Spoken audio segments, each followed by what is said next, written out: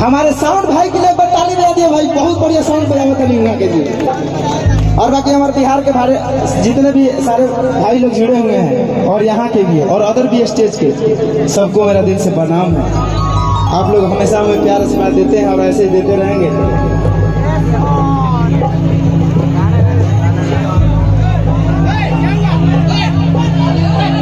हाँ हेलो हाँ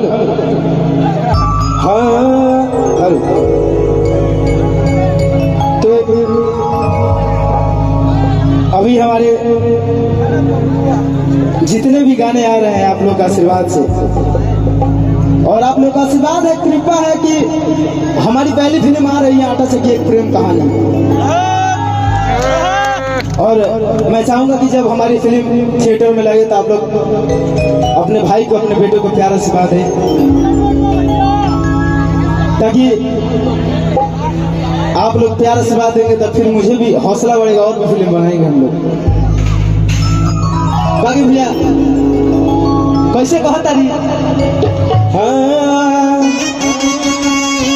हर की गवाने करतिया तकिया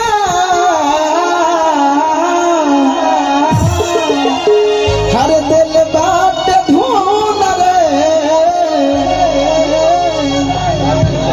कि मुआना मार के कोई बसू है दिन बैन रे। जय हो। अब मैं कैसे हर गवने करतिया तकिया दिल बात ढूंढ रे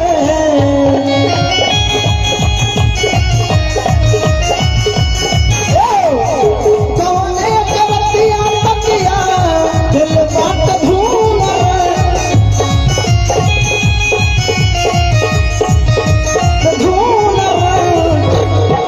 क्या बात है भैया, कौन रुआ ध्यान रखी जाना रखी, हमरा पैर में खाली ध्यान रखी कहाँ जा रहा बा, खाली नयन खाली ये चैन पर रहे के चाहिए कि यार ढूंढ